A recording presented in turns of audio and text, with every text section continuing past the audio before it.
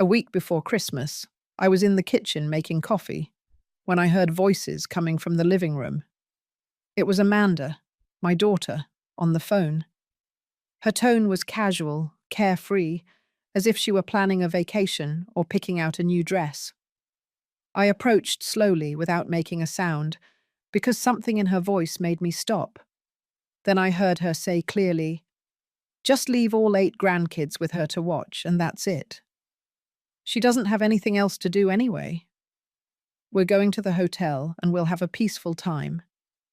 I felt as if the floor had opened up beneath my feet. I stood frozen behind the door, the mug still in my hand, trying to process what I had just heard. It wasn't the first time I had heard something like this, but never so direct, so cold, so completely without any consideration for me. Amanda continued talking, even laughing. "Yeah, Martin already booked the hotel at the coast. We're going to take advantage of these days without the kids. Robert and Lucy agree too. They're going to that resort they've always wanted to visit. Mum has experience. She knows how to handle all 8 of them. Plus, she already bought the gifts and paid for dinner. We just have to show up on the 25th, eat, open presents, and that's it." Perfect.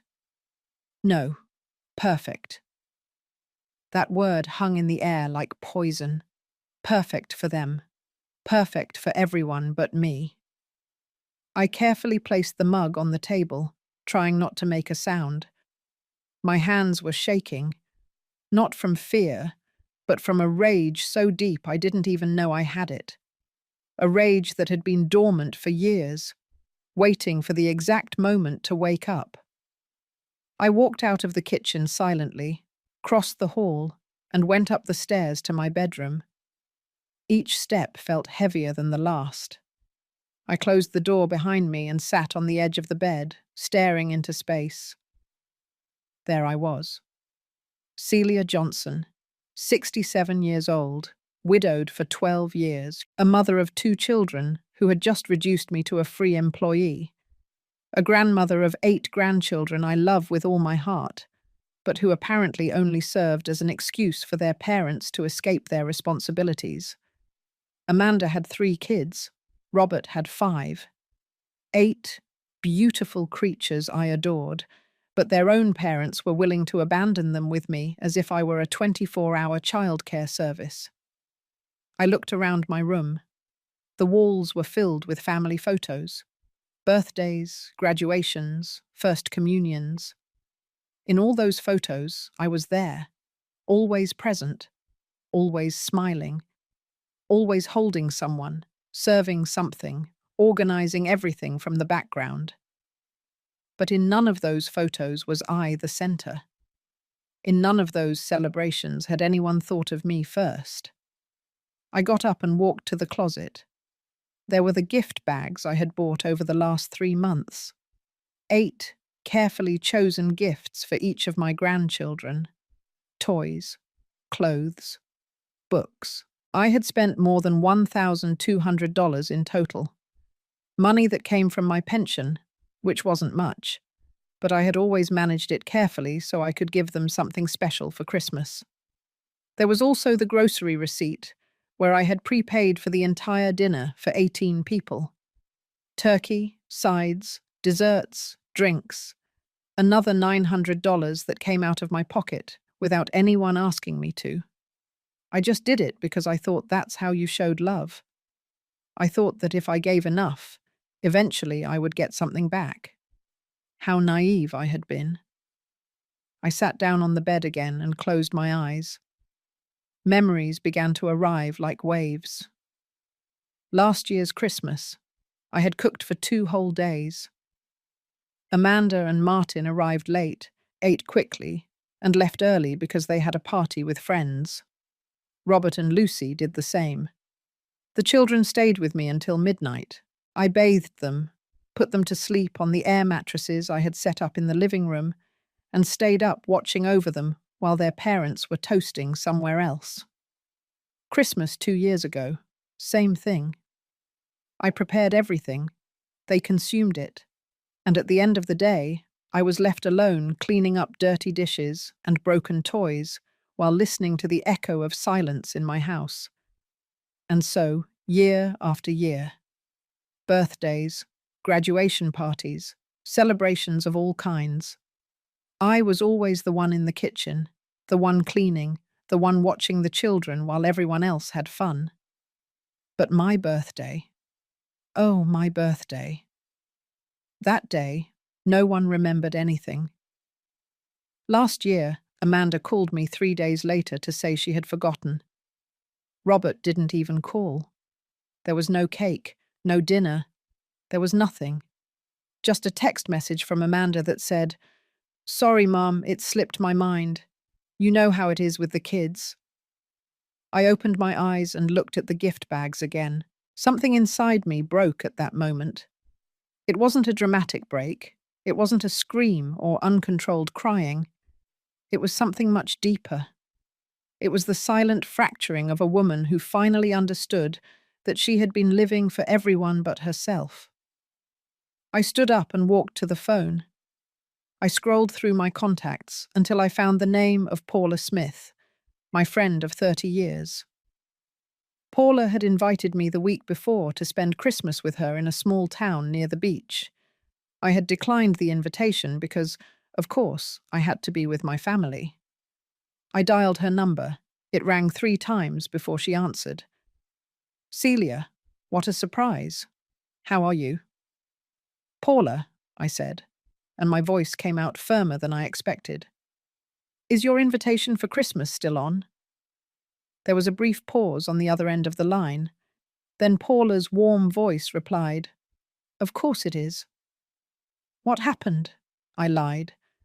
Or maybe it wasn't a lie. Maybe something was finally happening, something important. "I just decided that this year I want to do things differently." "That sounds perfect. We'll leave on the 23rd in the morning."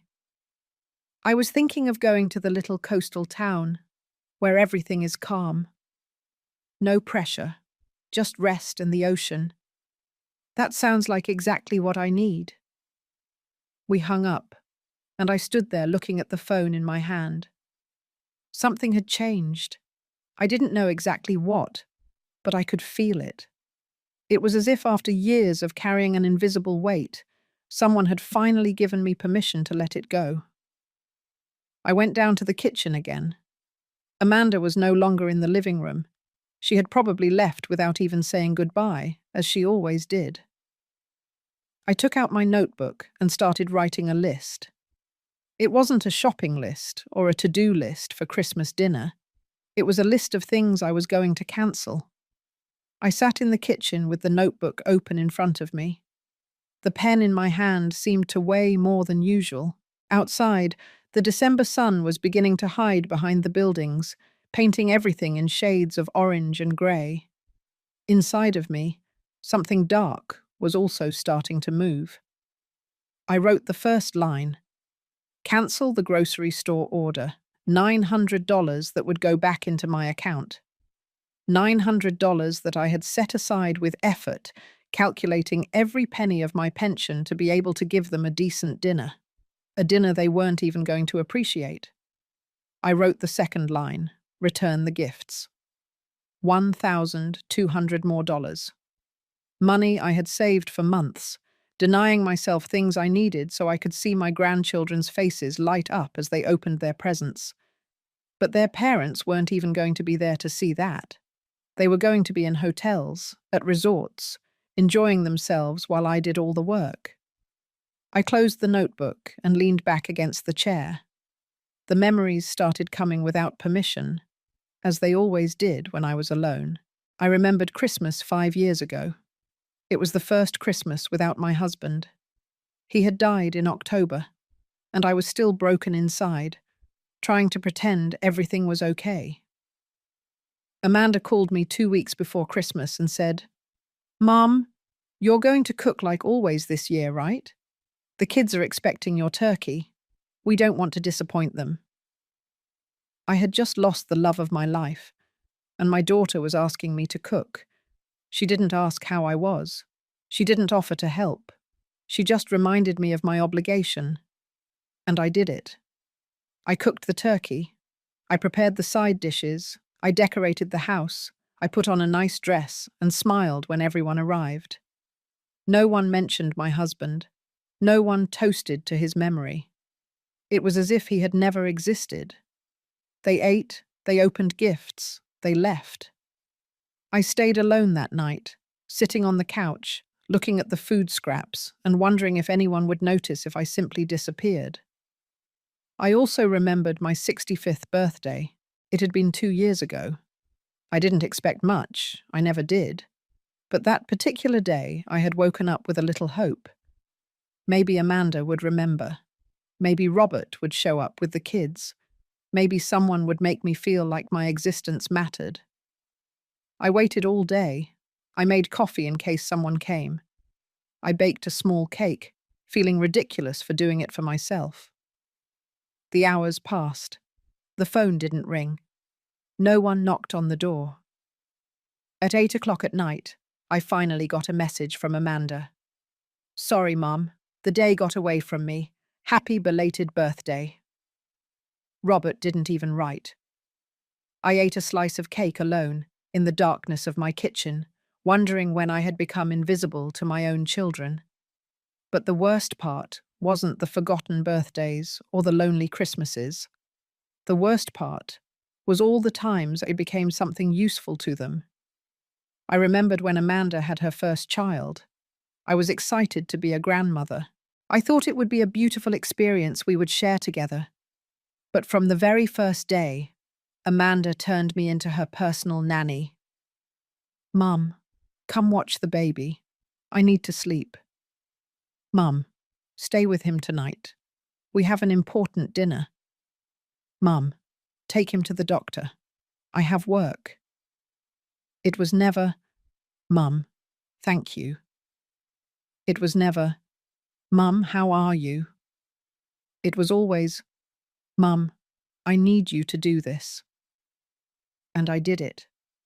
Of course I did it, because I thought that's how it worked.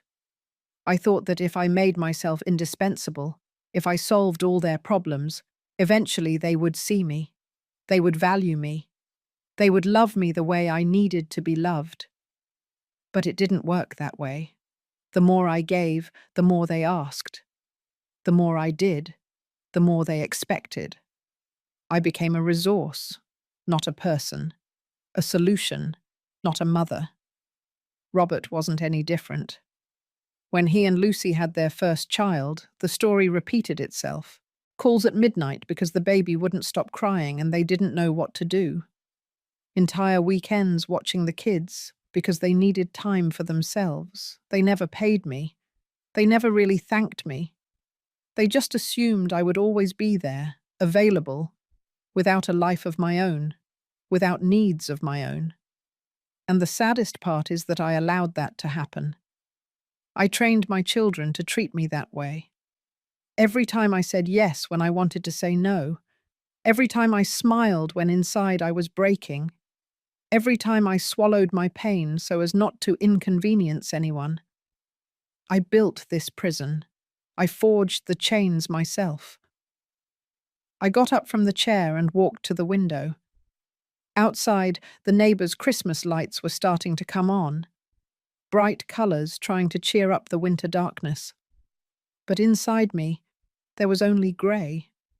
I thought about all the previous Christmases, all the times I had decorated this house alone, all the trees I had put up without help, all the dinners I had prepared while my children arrived late or didn't show up at all. I thought about last year, when Amanda asked me to watch her 3 kids for 4 days because she and Martin were going on an anniversary trip. I accepted, of course. The kids got sick during those days. High fever, vomiting. I didn't sleep for 3 nights, caring for them, taking them to the doctor, giving them medicine. When Amanda returned, tanned and rested, the first thing she said to me was, "Mum, the kids look terrible. What did you feed them?" She didn't ask how I was. She didn't thank me for staying up all night. She blamed me, and I didn't say anything. I just lowered my head and apologized. I also remembered when Robert borrowed money from me 2 years ago. He needed to pay a debt and assured me he would pay me back in 3 months. It was $2,000, almost everything I had saved for emergencies. I gave him the money. 3 months passed, 6 passed, a year passed. He never paid me back. And when I finally mustered the courage to ask him, he looked at me as if I were the selfish one. "Mum, I'm in a difficult situation right now. I can't give you that money. I thought you had just given it to me. You're my mother. You're supposed to help me without expecting anything in return." I was speechless, because he was right about one thing. I had always given without expecting anything in return. But that didn't mean it didn't hurt. It didn't mean it didn't make me feel used. I went back to the table and opened the notebook again. I started writing a different list. It wasn't a list of things I was going to cancel. It was a list of all the times I had been invisible. My 63rd birthday. No one came. Last year's Mother's Day, I received a generic text message. Christmas 3 years ago, I cooked for 15 people. No one stayed to help me clean. The time I was in the hospital with an infection, Amanda said she couldn't visit because she had yoga. When I sold my mother's jewelry to help Robert with his business, he never thanked me. The list grew, page after page, years and years of moments when I had been treated as secondary, as someone whose existence only mattered when it was convenient for others. When I finished writing, I looked at the pages filled with black ink and realized something. I had stopped existing for them a long time ago. I had become a function, a service. I was no longer Celia. I was no longer the woman who had dreams, desires, needs. I was just Mum, the problem solver, Grandma, the caretaker, her, the one who is always available. I closed the notebook hard. The sound echoed in the empty kitchen. Something inside me hardened at that moment. It wasn't hate. It wasn't revenge. It was something much simpler and more powerful. It was the decision not to disappear again. That night I couldn't sleep. I stayed awake, staring at the ceiling, listening to the silence of the house. A silence I knew too well. The same silence that had accompanied me for the last 12 years, ever since my husband died and left me alone in this world.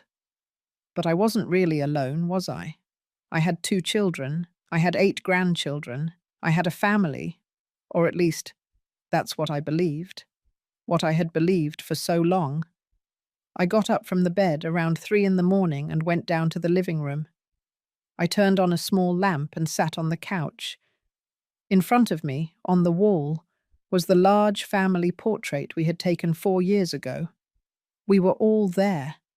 Amanda with Martin and their 3 children, Robert with Lucy and their 5 children, and me in the center, smiling. But as I looked at that photo, something hit me with a brutal force. I wasn't really in the center. I was in the back, almost hidden behind everyone. As if the photographer had decided that my presence wasn't important enough to highlight. I went closer to the photo and looked at it more carefully. Amanda was in front, perfectly made up, with a radiant smile. Robert beside her, with that confident look he always had. The children, beautiful, full of life. Martin and Lucy, posing as if they were in a magazine. And me. I was there in the back, small, blurry, almost invisible. I remembered the day we took that photo. It had been Amanda's idea. "Mum, we need a professional family photo. Something we can frame and put in the living room." I had been excited. I thought that finally there would be a memory where we were all together, united. But when we got to the studio, the photographer started arranging everyone. He put Amanda and Robert in front. He arranged the grandchildren around them. He placed Martin and Lucy in strategic positions. And then he looked at me and said, "You stand in the back, Mom. That way you don't block anyone." I obeyed, as I always did. I stood in the back. I didn't block anyone. I let everyone else shine while I stayed in the shadows. Amanda looked at the photos and was thrilled. "You look beautiful, Mom. You were perfect back there. Perfect back there." Those words now burned me like acid. I walked away from the portrait and went to the other side of the living room, where there was a small shelf with more photos. Photos of birthdays, graduations, parties. I started looking through them one by one. In the photo of Amanda's graduation, I wasn't there. She had told me there were only tickets for her husband and children. "You understand, Mom. The space is limited." I understood. I always understood. In the photo of Robert's first child's baptism, I was cut in half. Someone had decided that the important part of the photo was the baby and the parents. My face was divided by the edge of the frame. In the Christmas photo from 3 years ago, I was in the kitchen serving food. I wasn't with them at the table. I wasn't toasting. I was working. As always, I kept looking, photo after photo. And in all of them, it was the same. I was absent, cut off, blurry, or simply in the background, doing something useful. I was never the center. I was never the protagonist. I was always the accessory. I sat down on the couch again with an old album in my hands. It was an album from when my children were little. Photos from when Amanda was 5 years old and Robert was 7. Photos of birthdays, beach vacations, afternoons at the park. In all those photos, I was present, smiling, hugging them, kissing them, being their mum. When did I stop being their mum and become their servant? I remembered a specific moment. Amanda was 16. She had come home from school furious because a friend had betrayed her. I was cooking, but I stopped everything to listen to her. I sat with her for 2 hours, drying her tears, giving her advice, making her laugh. In the end, she hugged me and said, "Thanks, Mum. You're the best. You're always there when I need you. You're always there when I need you." That phrase had been a blessing then. Now I saw it as a curse, because I realized that was exactly what I was to them. Someone who was there when they needed me. Not someone who existed for myself. Not someone with my own needs. Just someone available to solve their problems. And with Robert, it had been the same. I remembered when he was 20 and going through a breakup. He came to my house in the middle of the night, crying. I stayed awake with him all night. I made him tea. I hugged him. I told him everything was going to be okay. He said to me, "I don't know what I would do without you, Mum. You always know how to fix things. You always know how to fix things." Another curse disguised as a compliment, because that's what I did. I fixed things, I solved problems, I was available. And at some point along that road, I stopped being a person and became a tool. I closed the album and put it aside. My hands were shaking, not from cold, but from contained rage. I remembered Mother's Day last year, that day that is supposed to be for honoring mothers, to make them feel special, to thank them for everything they have done. Amanda sent me a text message at 11 in the morning. "Happy Mother's Day, Mum. We love you very much." With a heart emoji at the end. That was all. A generic message she probably sent from her bed without even thinking about it. Robert called me at 3 in the afternoon. "Hey, Mom. Happy Mother's Day. Hey, can you watch the kids next weekend? Lucy and I need to go out." Not even on Mother's Day could I just be the mother. I had to continue being the nanny. I told them yes, as always. And I spent that day alone, cooking for myself, pretending that I didn't care. But I did care. God, how I cared. I got up from the couch and walked to the window. Outside, the street was empty. The neighbors' Christmas lights were still on, blinking in the darkness.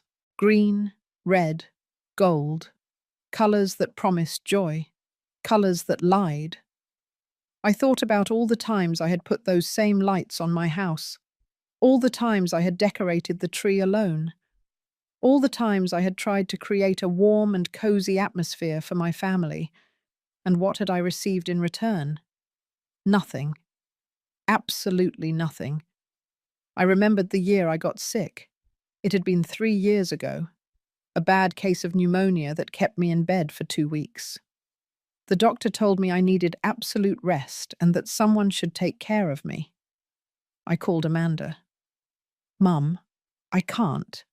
The kids have activities and Martin is busy with work, but I can send you soup. Does that work for you? She never sent the soup. I called Robert. Mum, this week is complicated. Lucy has an important event and I have meetings. But I'll call you later, okay? He didn't call. I spent those 2 weeks alone, dragging myself to the kitchen to make myself something to eat, taking medicine with trembling hands, sleeping in sweat and fever with no one to put a cool cloth on my forehead. And when I finally recovered and was available to them again, no one asked how I had been. They only called again when they needed something. Mum, can you watch the kids? Mum, can you lend me money? Mum, I need you to come help me with this. Always needing, never giving. I walked away from the window and went back to the couch. I took out my phone and opened the photo gallery. I started looking through recent photos that Amanda and Robert posted on their social media. There they were, smiling, happy, in fancy restaurants, on beach trips, at parties with friends, living their perfect lives. And in none of those photos was I, because I wasn't part of their perfect lives. I was part of their obligations, their burdens, the things they had to tolerate, but not celebrate. I kept looking. I found a photo from 6 months ago. It was Martin's birthday. Amanda had organized a big party. There was food, music, decorations. Everyone looked happy. I was not invited. I found out about the party days later when I saw the photos online. When I asked Amanda why she hadn't invited me, she said, "Oh, Mum, it was an adult party. I thought you'd be bored. Plus, it was last minute." Last minute. It had been planned for weeks, but I wasn't invited, because I wasn't part of their social circle. I was just the one who watched their kids when they wanted to go out. The tears started to fall. They weren't tears of sadness. They were tears of rage, of frustration, of years and years of feeling small, invisible, insignificant. I angrily wiped away the tears and took a deep breath. I wasn't going to cry about this anymore. I wasn't going to sit around waiting for my children to finally see me, because now I understood the truth. They were never going to see me, not because I wasn't visible, but because they had chosen not to look. Dawn came slowly that morning. I was still awake on the couch, surrounded by scattered albums and photos. The grey light of day began to filter through the windows, illuminating the mess of memories I had left around me. I got up with an aching body. I hadn't slept at all, but my mind was clearer than ever. It was as if all the fog of years of confusion had finally lifted, and I could see with painful clarity. I went to the kitchen and made coffee. While I waited for the coffee maker to finish, I opened my phone and looked up the grocery store's number. It was 7 in the morning. I knew they opened at 8. I decided to wait. I sat at the table with my steaming cup of coffee in my hands. The warmth of the liquid comforted me, anchoring me to the reality of what I was about to do. It wasn't revenge I felt. It was something deeper. It was the conscious decision to stop sacrificing myself for people who had never appreciated it. It was choosing myself for the first time in decades. At 8 o'clock on the dot, I dialed the grocery store's number. A friendly voice answered on the other end. Good morning, Central Market. How can I help you? Good morning. I need to cancel an order I placed for Christmas. The name is Celia Johnson. There was a pause as the person looked in the system. Yes, here it is. A large order for 18 people. Turkey, full sides, desserts. The total is $900. Are you sure you want to cancel it? It's almost ready to be delivered on the 23rd. Completely sure. Please cancel it. Understood. The full refund will be made to your card within 3 to 5 business days. Is there anything else I can help you with? No, that's all. Thank you. I hung up the phone and looked at it. $900 that would come back to me. $900 that I could use for myself. For something I wanted. For something that would make me happy. Next on my list were the gifts. I had bought 8 gifts from different stores over the last 3 months. Some still had receipts. Others didn't. But I was going to try to return all of them. I got dressed quickly and left the house. The first store opened at 9. I arrived 15 minutes early and waited in the parking lot. When the doors finally opened, I went straight to the returns counter. Good morning. I need to return this. I placed a large box on the counter with a building set I had bought for Robert's oldest son. It had cost $150. The employee checked the receipt. It's within the return period. Any problem with the product? No, I just changed my mind. Understood. Refund to the card or store credit. Refund to the card. She processed the return and gave me the receipt. $150 back. I went to the second store. I returned a bicycle I had bought for one of Amanda's daughters. $200 more. Third store, a large doll with accessories, $100. Fourth store, clothes for 3 of the grandchildren, $220. Store after store, return after return. Some employees looked at me with curiosity. An older woman returning so many toys days before Christmas. They probably thought it was strange. But I didn't care what they thought. By 2 in the afternoon, I had recovered $1,100. There were 2 gifts I couldn't return because I had lost the receipts. I left them in a donation box outside a church. Let others enjoy them. Children whose parents might actually value their grandmothers. I returned home exhausted, but with a strange feeling in my chest. It wasn't joy. It wasn't sadness. It was something like relief. Like when you finally stop carrying a heavy load you've been holding for too long. I sat in the living room and dialed Paula's number. Celia, what a surprise. How are you? Paula, about that beach trip. How long were you planning to stay? Well, I was going to be there until the 27th, but I can stay longer if you want. I was actually thinking of spending New Year's there too. It's a peaceful place, perfect for resting. Can I go with you? I mean, not just for Christmas. I want to go for longer. A week, maybe 2. There was a pause. Then Paula said in a soft voice, Celia, are you okay? Can you tell me? And then it all came out. I told her about the conversation I had heard, about Amanda and Robert planning to leave me with the 8 kids while they went on vacation, about all the years of being invisible, about the forgotten birthdays and the lonely Christmases, about feeling used and discarded. Paula listened in silence. When I finished, her voice was firm and warm.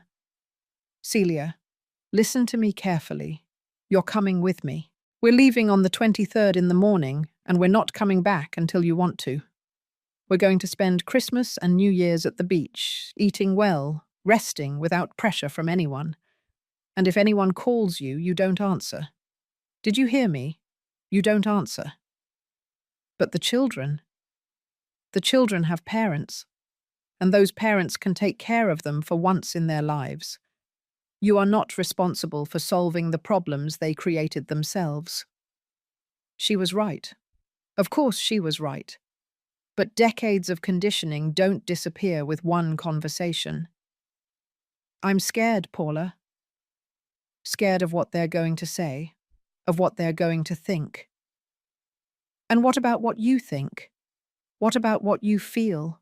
Celia, you've spent your whole life worrying about what others feel. It's time for someone to worry about you.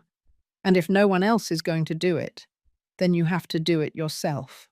We hung up after agreeing on the trip details. Paula would pick me up on the 23rd at 8 in the morning. We would take only what we needed. Comfortable clothes, swimsuits, books, no stress, no obligations. The next few days were strange. Amanda called twice to confirm that everything was ready for Christmas. I responded with evasions. Yes, Amanda, everything is under control. I wasn't exactly lying. Everything was under control. My control, not hers. Robert sent a message.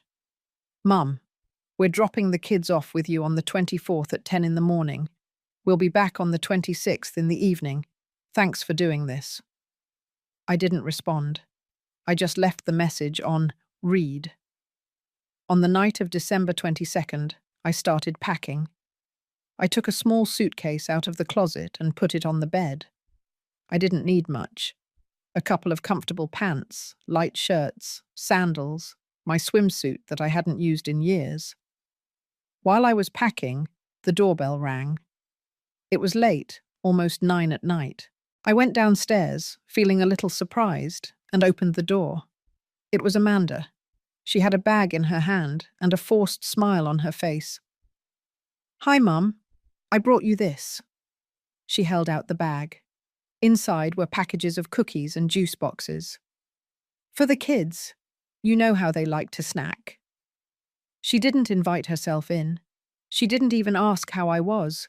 She just handed me the bag like someone delivering a package. Amanda, I said in a calm voice, I need to tell you something. She looked at her watch. Mum, I'm in a hurry. Martin is waiting for me in the car. It can be quick. I looked at my daughter. I really looked at her. I saw the woman she had become. Successful, confident, well-dressed. But I also saw her for what she was. Someone who had learned to use people without even realizing she was doing it. I'm not going to be here for Christmas. Amanda blinked in confusion. What do you mean you're not going to be here? Mum, we already agreed, what? You agreed. I didn't agree to anything. I heard your conversation last week. I know you planned to leave all 8 kids with me while you and Robert went on vacation. Her face went rigid. You were listening to my private conversations. I was in my own house.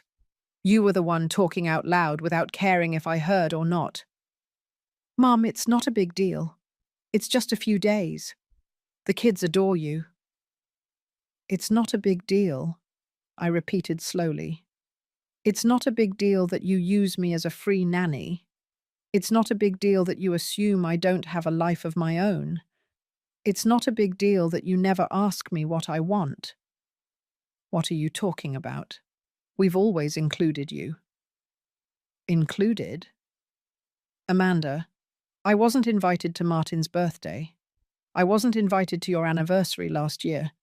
The only time you include me is when you need something from me. You're exaggerating. No, I'm seeing clearly for the first time in years. Amanda sighed with impatience. Fine. So, what do you want? Do you want us to pay you? Is that it? Her words hit me like a slap. Pay me? As if that was the missing piece, as if the problem was money and not the absolute lack of respect and love. I don't want your money, Amanda. I want you to see me. I want you to value me. But I realize that's never going to happen. So I've decided to do something different this year. What? I'm going on a trip. I'm leaving tomorrow morning and not coming back until after New Year's. The silence that followed my words was so dense I could feel it. Amanda looked at me as if I had just spoken a foreign language. Her mouth opened and closed several times before she finally found her voice. "You're going on a trip? Mum, you can't be serious." "I'm completely serious." But, but everything's already planned. The kids are expecting to come here. We already told them they'd be spending Christmas with Grandma. Then you'll have to change your plans, just like I changed mine. Amanda took a step back, as if my words were physically threatening. "You can't do this to us. It's Christmas. It's family time." "It's family time," I repeated with a calmness that surprised me. "But I don't count as family, do I? I only count as the one who solves everyone's problems." "You're being ridiculous. Of course you're family." "When was the last time you invited me to do something that didn't involve watching your kids?" She opened her mouth to reply, but nothing came out. I saw her search her memory, trying to find a single example. She didn't find one. "Exactly," I said. "You can't remember because it hasn't happened. I only exist for you when you need me." "Mum, you're misinterpreting everything. We've been busy, it's true, but that doesn't mean we don't love you." "Love without action is just empty words, Amanda." Her face began to redden. I recognized that expression. It was the same one she used to get when she was a little girl and didn't get her way. "And what are we supposed to do with the kids? Robert and I already paid for the hotels. We already made the reservations. We can't just cancel everything like this." "That's not my problem." "It's not your problem. They're your grandchildren." "Yes, they're my grandchildren. But they are your children. Your responsibility, not mine." Amanda shook her head in disbelief. "I don't recognize you. This isn't you." "You're right. This isn't the woman you've known your whole life. That woman let herself be walked all over. This new version that has decided that enough is enough." "And you're going to do this? You're going to ruin your grandchildren's Christmas just to make a point?" Her words were designed to make me feel guilty. And they worked, for a moment.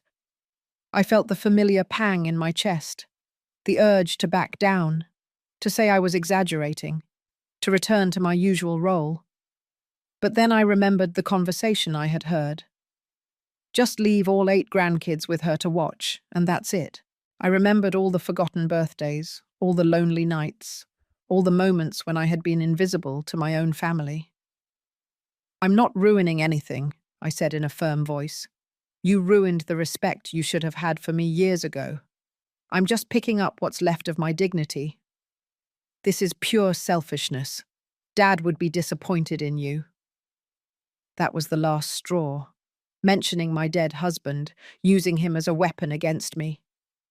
"Don't you dare," I said, and my voice came out harder than I intended. "Don't you dare talk about your father. He never treated me the way you do. He valued me, he saw me, he truly loved me. And we love you too. No, you use me. There's a difference." Amanda took her phone out of her pocket. "I'm calling Robert. He's going to talk to you. This is crazy." "Call him if you want. My decision isn't going to change." She dialed while glaring at me. She waited for Robert to answer. "Robert, you're on speakerphone. I'm with Mum, and she just told me she's not going to be here for Christmas, that she's going on a trip. Tell her this is absurd." I heard Robert's voice on the other end. "What? Mum, is that true?" "Yes, Robert, it's true." "But why? Did something happen?" "Many things happened. For many years. And I finally decided that I deserve better than to be treated like your employee." "No one treats you like an employee. You're our mother." "When was my last birthday, Robert?" Silence. "I'll tell you. It was August 15th, 4 months ago. You didn't call. You didn't write. You didn't come. Nothing." "Mum, I was..." I was busy with. You're always busy. Everyone is always busy. Except when you need me for something. Then you find the time. This isn't fair, Amanda chimed in. You're punishing us for something we didn't even know bothered you. It bothered me because you never stopped to ask me. You never cared how I felt. You only cared about what I could do for you, Robert spoke again. Mum, we can talk about this after Christmas. But right now we need you to be available, I finished for him. That's the word you're looking for. You need me to be available. Well, guess what? I'm not anymore. Then what are we going to do? Robert's voice sounded more irritated than worried. You're going to do what all parents do. Take care of your own children. Cancel your trips. Or take the kids with you. Or hire someone. I don't know. It's not my problem to solve. Amanda closed her eyes as if she were making an effort to stay calm. Mum, be reasonable. We've already paid thousands of dollars for these trips. We can't just. I paid $900 for the dinner you were going to eat. $1,200 for gifts you were going to open. That money matters too. Or at least it should. Wait, Robert said. You cancelled the dinner? And the gifts? I returned them. Every one of them. And I got my money back. The silence on the other end of the phone was absolute. I could imagine Robert's face processing this information. I can't believe you did that, Amanda finally said. The kids are going to be devastated. The kids are going to be fine. They're resilient. What won't be fine is if they keep growing up thinking that grandmas only exist to serve them. Amanda put her phone away. Her eyes were shining, but I don't know if it was from tears or rage. Fine. Go, take your trip. But don't expect things to go back to the way they were when you get back. I don't want things to go back to the way they were. That's exactly the point. She turned around and started walking to her car. Then she stopped and looked at me over her shoulder. You're going to regret this. The only thing I regret is not having done it sooner. I watched her get into the car where Martin was waiting. Even from a distance, I could see her tense body language as she told him what had happened. The car started quickly and disappeared into the darkness of the street. I closed the door and leaned against it. My hands were shaking. My heart was beating fast. But I didn't feel bad. I felt liberated. I went up to my room and continued packing. I folded each item of clothing carefully, thinking about the beach, about the sun, about conversations without pressure. I packed my swimsuit, the one I had bought 3 years ago and had never used because there was never any time for me. I put my favorite book in the suitcase, a book I had tried to read 5 times but was always interrupted. This time I would finish it. I added a new notebook. Maybe I would write. Maybe I would draw. Maybe I would just use it to make lists of things that made me happy. Things I had forgotten I liked. My phone started ringing. It was Robert. I didn't answer. He called 3 more times. Then Amanda. Then Martin. Then Lucy. They all wanted to convince me. They all wanted me to go back to my place. To the place where I was useful, but invisible. I turned off the phone. The silence that followed was beautiful. I sat on the bed and looked at the half-full suitcase. It was small. I didn't need much. I just needed space to breathe. December 23rd dawned with a clear sky. I woke up early before the sun came out, with a strange feeling in my chest. It wasn't fear. It wasn't guilt. It was anticipation. Something I hadn't felt in years. I took a long shower, letting the hot water relax my tense muscles. I dressed in comfortable clothes, some cotton pants and a light shirt. Nothing fancy, nothing that needed to be ironed or coordinated. Just clothes that made me feel free. I went down to the kitchen and made coffee. While I drank it, I looked around the house. Everything was clean, tidy, empty. There were no Christmas decorations this year. There was no tree, no lights. It was just a house. And for the first time in a long time, that seemed enough to me. At 8 o'clock on the dot, the doorbell rang. Paula had arrived. I opened the door and there she was, smiling, with sunglasses on her head and a contagious energy. Ready for the adventure?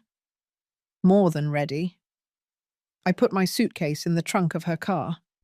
It was an old but reliable car, perfect for a long trip.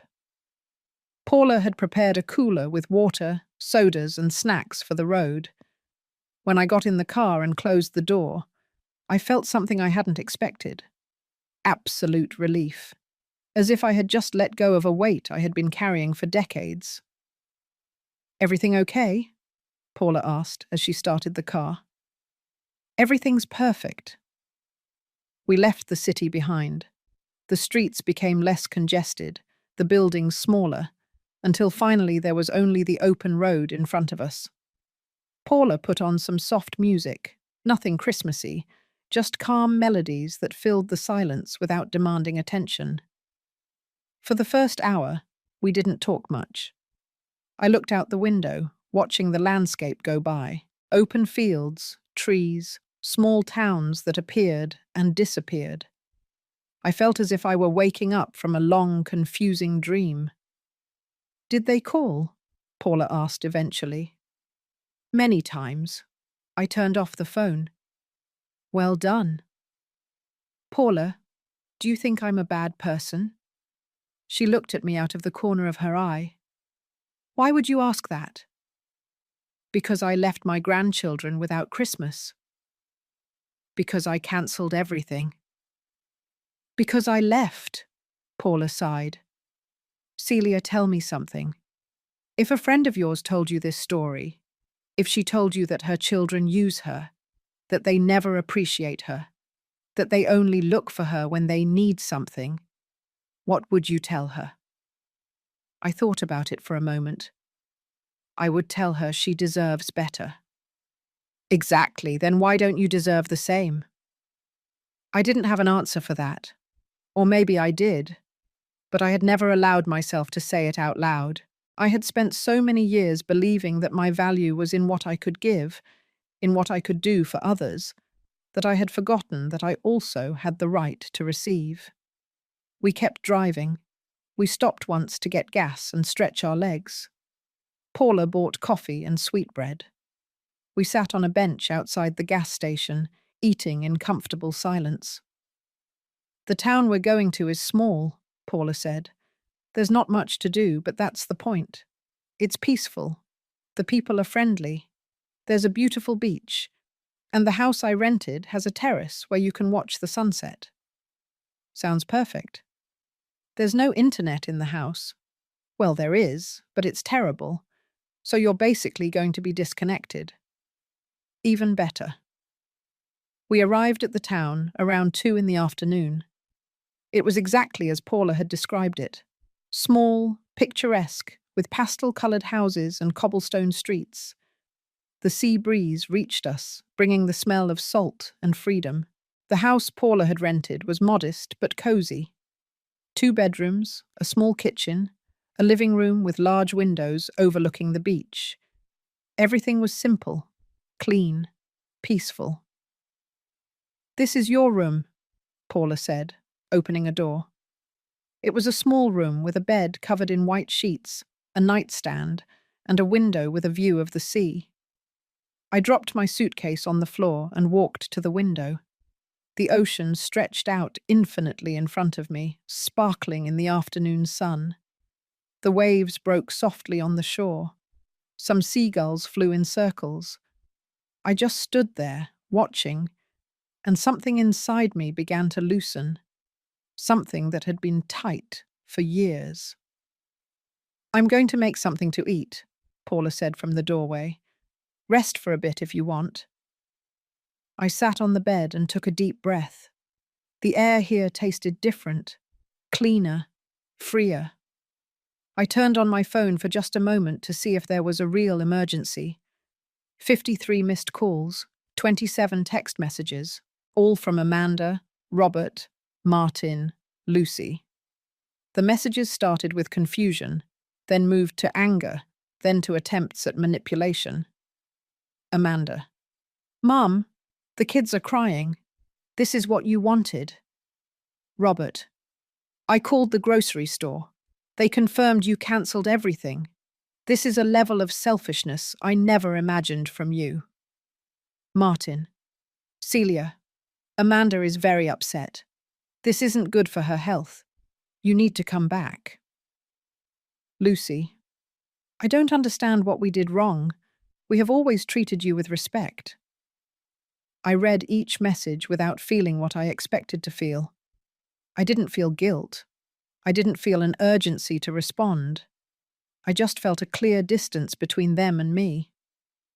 I turned off the phone again and put it at the bottom of my suitcase. Paula called me from the kitchen. Food is ready. I left the room and found a simple table, but full of good things. Fresh salad, grilled fish, rice, fruits, simple food that tasted like care. We ate slowly without rushing, talking about unimportant things. The weather, the colours of the sunset, the plans for the next few days. Tomorrow is Christmas Eve, Paula said. I thought we could walk on the beach in the morning. There's a small market downtown where they sell crafts. And at night, if you want, we can have a simple dinner here, or go to the town restaurant. Whatever you prefer is fine with me. Celia, this trip is for you. What do you want? The question caught me by surprise. What did I want? It had been so long since anyone had asked me that. I want to walk on the beach, I said slowly. I want to see the market. And at night, I want a quiet dinner here, without any stress. Paula smiled. Then that's what we'll do. That afternoon, we walked on the beach. The sun was starting to set, and everything was painted gold. I let the water touch my feet. It was cold, but refreshing. Paula walked beside me, picking up shells from time to time. There were other people on the beach, families with kids building sandcastles, couples walking hand in hand, groups of friends laughing. Everyone seemed at peace. No one seemed to be carrying the weight of the world on their shoulders. You know what hurts the most? I said suddenly. What? That they didn't even notice I was disappearing. They didn't even notice I was there, only when they needed me. I was invisible for years and they never cared. Paula stopped and took my arm. Celia, look at me. You're not invisible. They chose not to see you. There's a huge difference. And the fact that they couldn't see your worth doesn't mean you don't have it. Her words hit me hard. I felt the tears coming, but this time I didn't stop them. I let them fall freely while the sound of the waves accompanied them. Paula hugged me. She didn't say anything else. She just held me while I cried out years of accumulated pain. When I finally pulled away, I wiped my tears and looked at the horizon. The sun was touching the water now, creating a path of light on the waves. Thank you, I said to Paula. What for?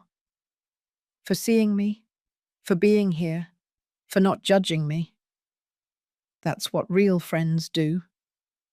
We returned to the house when it was already getting dark. Paula made tea and we sat on the terrace, wrapped in light blankets, listening to the constant sound of the sea. We didn't talk much. There was no need. The company was enough. That night I slept soundly for the first time in weeks. There were no nightmares, no anxiety, just a deep and restorative rest. Christmas Eve dawned bright and warm. I woke up to the sound of seagulls and the smell of fresh coffee coming from the kitchen. For a moment, I didn't remember where I was. Then it all came back to me. I was far away. I was free. I was choosing myself for the first time in decades. I got up slowly without rushing. Paula was already in the kitchen making breakfast. Toast, fresh fruit, orange juice. Good morning. How did you sleep? Better than I have in years. We ate breakfast on the terrace, looking at the sea. The water was calm this morning, almost like a mirror reflecting the sky. Some people were already walking on the beach, taking advantage of the cool hours before the sun got stronger. Ready for the market? Paula asked. Ready. We walked to the center of town. The streets were livelier than the day before. Christmas music played from the stores, but it wasn't the loud commercial music of the city. It was soft, almost comforting. The market was small, but charming. There were stalls with local crafts, handmade jewelry, black and white photographs from local artists. Everything had a personal touch, as if each piece carried the story of the person who had created it. I stopped at a stall that sold woven bracelets. They were simple but beautiful, each in different colors. The woman who was selling them was older, probably my age. She had wrinkled but strong hands, hands that had worked a lifetime. They're beautiful, I told her. Thank you. I make them myself. Each one is unique. How much is this one? I pointed to one in shades of green and white. $15. I took the money from my purse and bought it. I put it on my wrist, and I liked how it felt. Light. Simple. Mine. Paula bought some earrings. We kept walking, stopping at different stalls, without pressure, without a schedule. It was the first time in years I had been able to do something like this. Just walk, just look, just exist without anyone needing anything from me. At one of the stalls, there were handmade notebooks. I remembered the notebook I had brought in my suitcase. I thought about all the things I wanted to write, all the things I had kept silent about for so long. I bought a small notebook with a fabric cover. It cost $12. I would have it as a backup, for when the other one was filled with words that needed to come out. Around noon, we returned to the house. It was hot now, and we decided to spend the afternoon at the beach. Paula brought umbrellas and towels.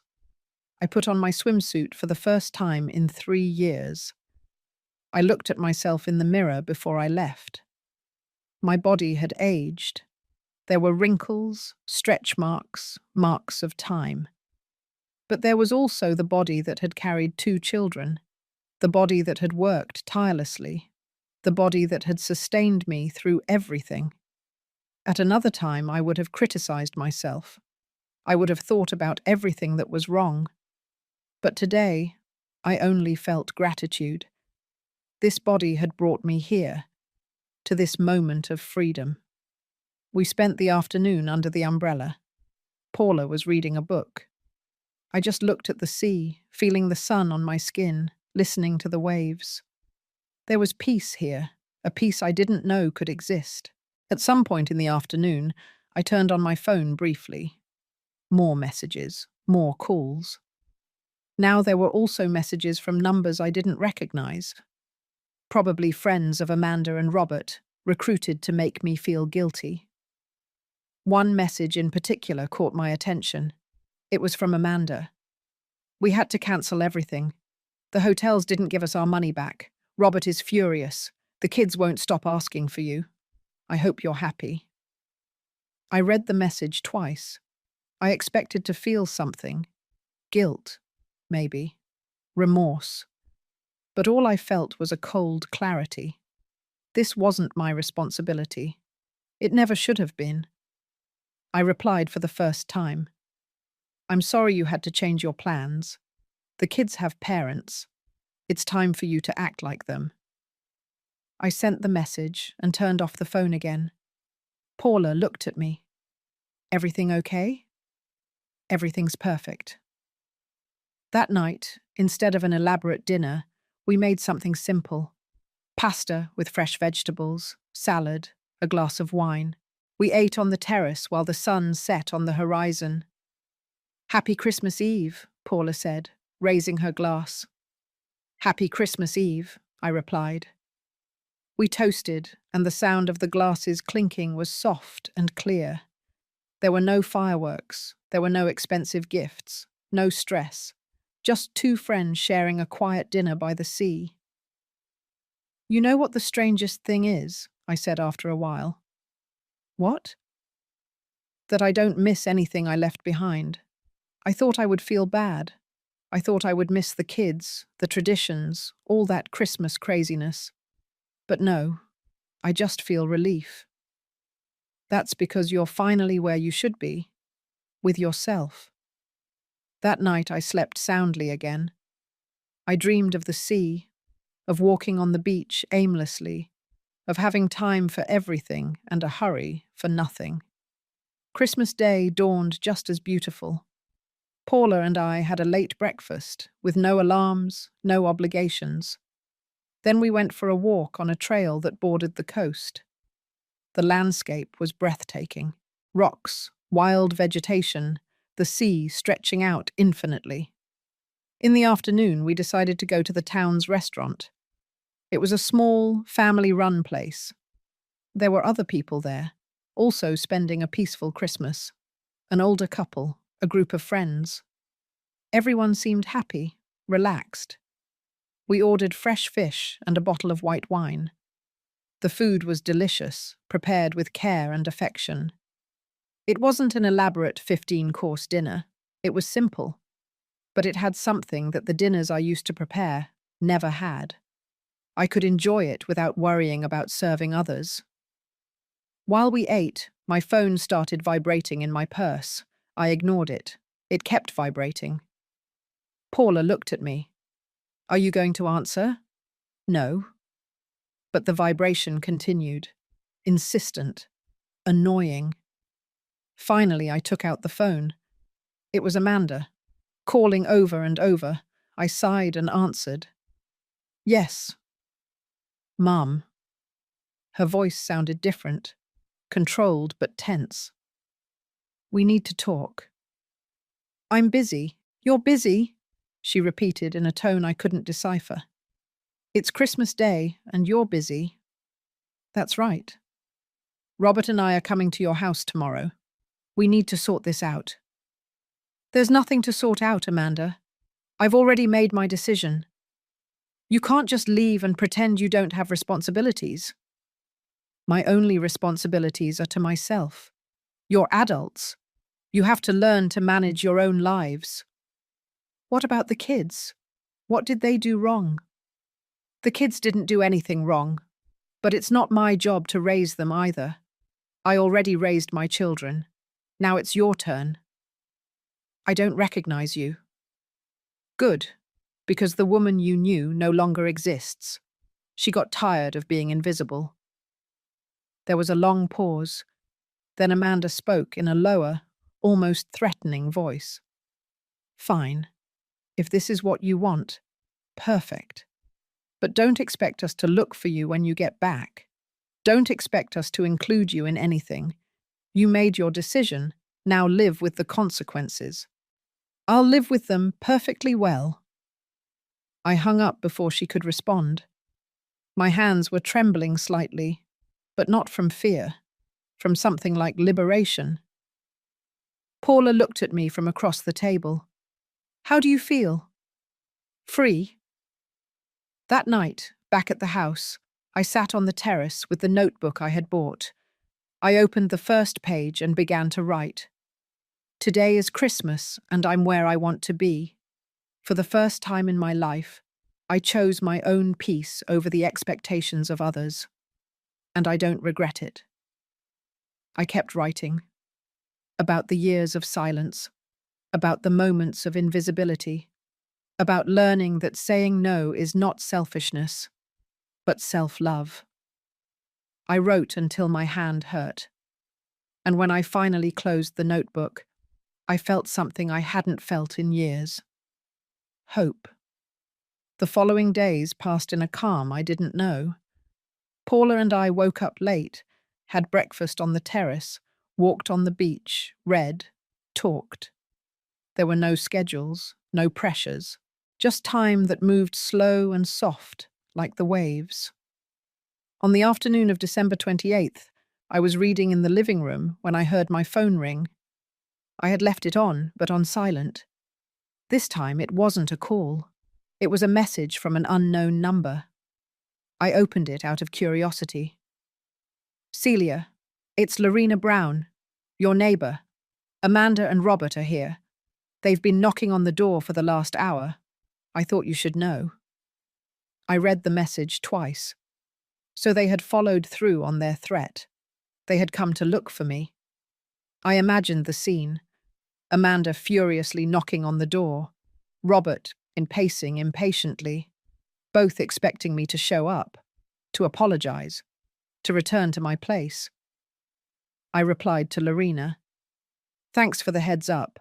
I'm not in town. I won't be back until after New Year's. If they come back, please don't give them any information about me." Lorena responded quickly, "Understood. Take care." I put the phone aside and went back to my book. But I couldn't concentrate. I knew this wasn't over. I knew I would eventually have to face them face to face. That night, while we were having dinner, I told Paula what had happened. "And what are you going to do when you get back?" she asked. "I don't know yet, but I know I'm not going back to who I was before." "And what if they don't accept that?" "Then they don't accept it. I can't control how they react.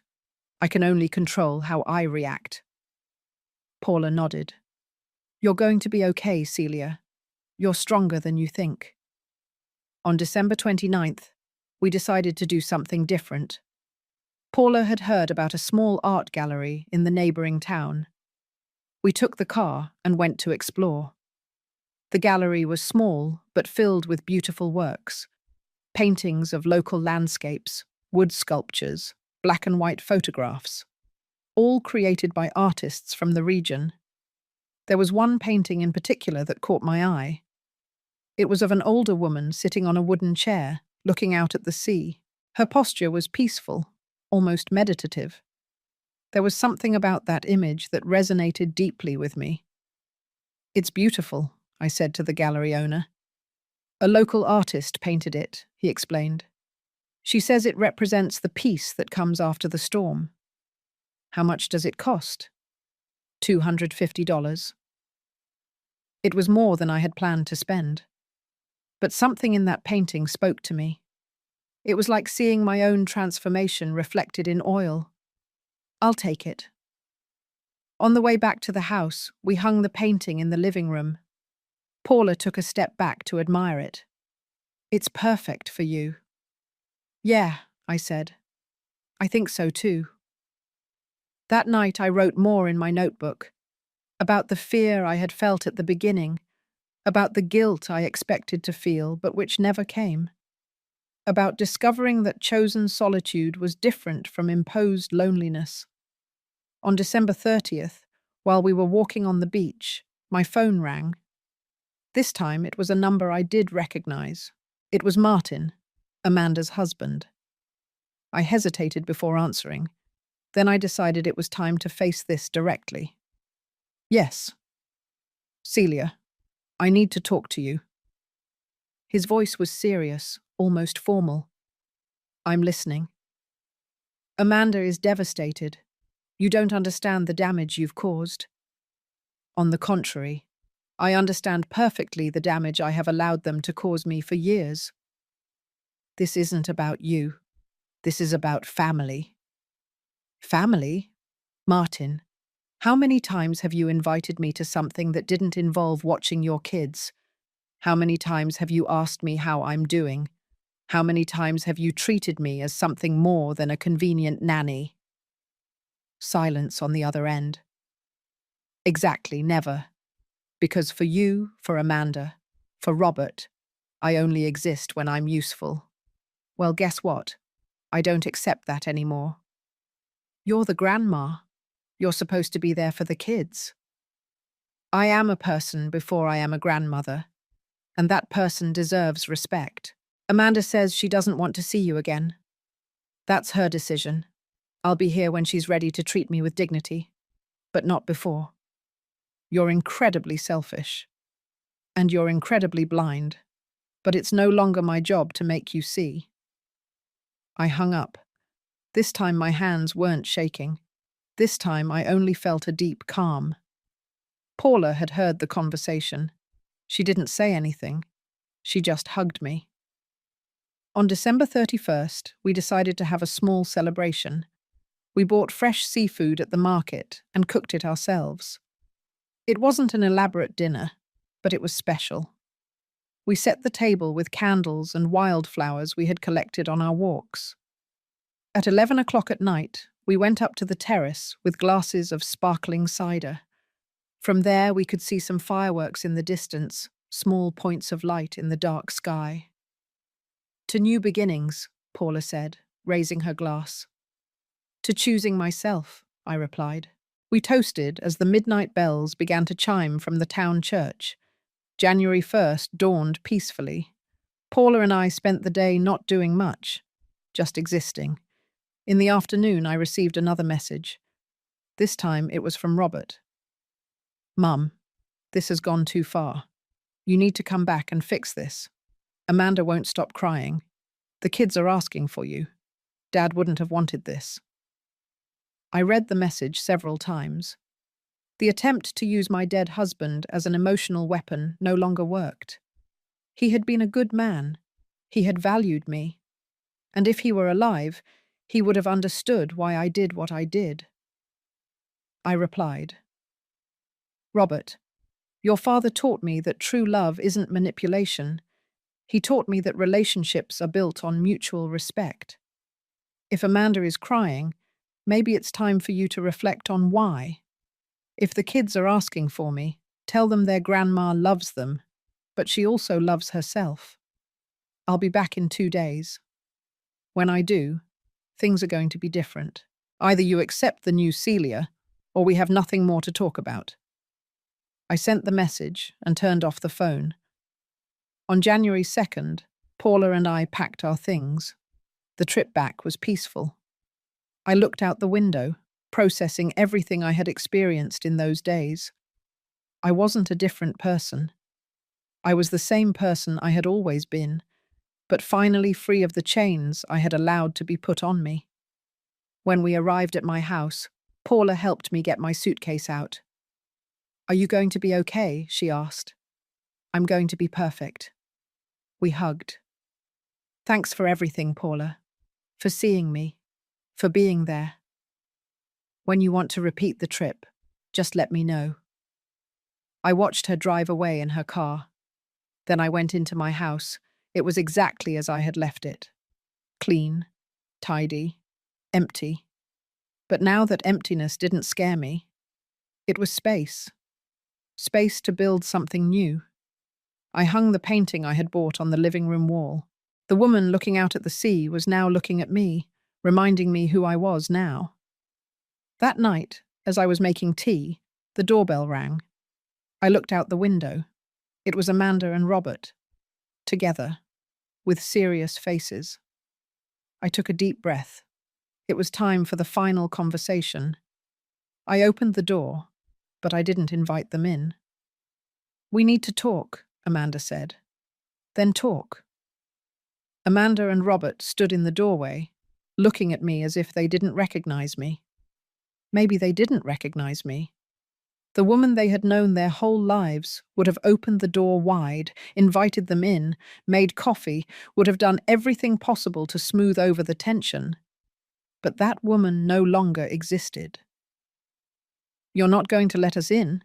Robert asked, in a tone that was meant to be authoritative, but sounded more like confusion. It depends on what you've come to say. Amanda crossed her arms. Her face was tense, with dark circles that revealed sleepless nights. But I didn't feel the need to fix that. It wasn't my job to fix the consequences of their own decisions. We came to talk about what happened, Amanda said. About how you ruined the whole family's Christmas.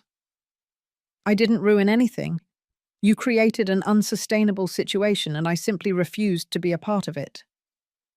You left us hanging, Robert interjected. We lost thousands of dollars on reservations we couldn't cancel. We had to spend Christmas with 8 screaming kids asking for you. And I spent Christmas in peace for the first time in years. It was a choice. Mine. Amanda took a step forward. Do you know how hard it was to explain to the kids why their grandma abandoned them? I didn't abandon anyone. I refused to be used. There's a difference. This is ridiculous, Robert said. You're our mother. You're supposed to be there for us. I was your mother for my whole life. I raised you, I cared for you, I sacrificed everything for you. But you're not children anymore. You're adults with your own families, and I'm no longer obligated to solve all your problems. Then what? Amanda looked at me with shining eyes. Are we not your family anymore? Do we not matter? You stopped treating me like family a long time ago. You turned me into a service, into something useful, but not valuable. That's not true. No. I held her gaze. When was my last birthday, Amanda? She opened her mouth, but nothing came out. August 15th. Almost 5 months ago. You didn't call. You didn't come. You didn't even send a message until 3 days later. And you, Robert, not even that. Robert looked away. We've been busy. You're always busy, except when you need me for something. This is an exaggeration, Amanda said. Yes, we've been busy, but we've always loved you. Love without actions is just noise. You loved me when it was convenient. You looked for me when you needed something. But when I needed something, when I was sick, when I was alone, you were never there. Amanda wiped away the tears that were starting to fall. But this time I didn't feel the urge to comfort her. These were tears she needed to cry. So what now? Robert asked. You're just cutting us out of your life. I'm not cutting you out. I'm setting boundaries. I'm no longer going to be available every time you need me. I'm no longer going to pay for things you should be paying for. I'm no longer going to watch your children every time you want to get away. I have my own life, and it's time for me to live it. But you're the grandma, Amanda insisted. Yes, I'm the grandma, and I love my grandchildren. But loving them doesn't mean sacrificing my dignity. If you want me to be a part of your lives, it's going to be on my terms. With respect, with consideration, with reciprocity. This is selfishness, Robert said. Call it whatever you want. I call it self-love. There was a long silence. Amanda and Robert looked at each other, communicating in that silent language that only siblings share. Finally, Amanda spoke. And what if we can't accept that? Then we have nothing more to talk about. The door is open when you're ready to see me as a person, not as a resource. But I'm not going to beg for your respect. Not anymore. Amanda turned around and started walking to the car. Robert stayed for a moment longer, looking at me with an expression I couldn't decipher. There was something there. Maybe confusion. Maybe the first glimmer of understanding. I never thought you'd do something like this, he finally said. Me neither. But it turns out I have more strength than you both thought. He nodded slowly and followed his sister. I watched them get in the car and drive away. I didn't feel sadness. I didn't feel relief. I just felt calm. I closed the door and leaned against it. My legs were trembling slightly, not from fear, but from the adrenaline of finally having said everything I needed to say. The following days passed in a strange quietness. My phone didn't ring. There were no messages. There were no attempts at contact.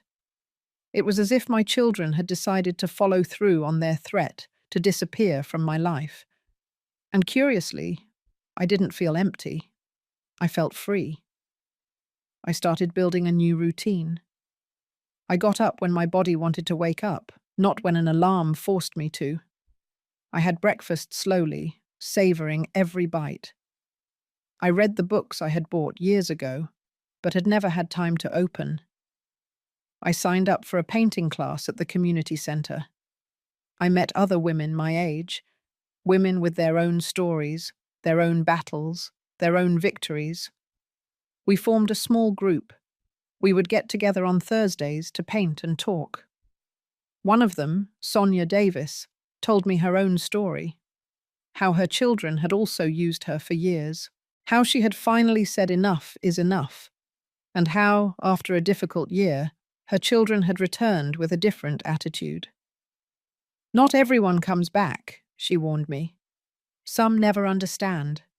But even if they don't come back, you'll be okay, because you finally have yourself. She was right. A month passed. Then 2.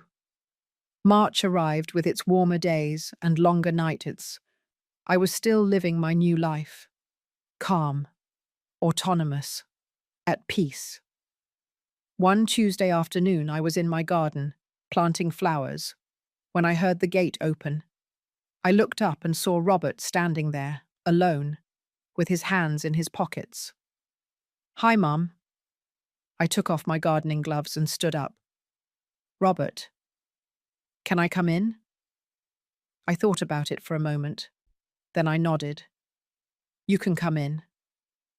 We went into the house. I served him some water. We sat in the living room, with the painting of the woman looking at the sea, watching us from the wall. "Nice painting," he said. "I bought it on my trip." There was an awkward silence. Finally, Robert spoke. "I've been thinking a lot about what you said, about how we treated you. And you're right." His voice cracked slightly. "You're right about everything." I didn't say anything. I just waited. "Lucy and I have been talking about how we depended on you for everything, about how we never asked you how you were doing, about how we turned you into an employee instead of treating you like our mother." He wiped his eyes. "I'm sorry, Mom. I really am." The words I had waited for years had finally come, but I no longer needed them in the same way. They no longer defined my worth. "Thank you for saying that," I replied calmly. "Do you think we can start over, differently, with respect?" "That depends on you. I've already made my boundaries clear. If you're willing to respect them, we can try." He nodded. "We're going to respect them. I promise you." I don't know if Amanda would eventually come too. I didn't know if things would ever be completely normal again, but I had learned something crucial. My peace didn't depend on them changing. It depended on me standing firm in my own value. Robert left after an hour. It was a small, cautious conversation, but it was a start. That night, I sat on my terrace with a cup of tea and my notebook. I looked at the stars and thought about the whole journey. From that painful conversation I heard while hidden to this moment of calm. I opened the notebook and wrote, "Today I learned that letting go is not abandoning. It's freeing yourself. I learned that true love doesn't demand sacrifice, but mutual respect.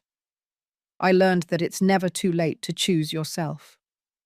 I'm 67 years old, and I finally discovered that the most important woman in my life is me." I closed the notebook and looked up at the sky. I didn't know what would come next. Maybe Amanda would come back. Maybe not. Maybe my grandchildren would grow up understanding that their grandma was brave. Or maybe they would never understand, but it didn't matter anymore. Because for the first time in decades, I was whole.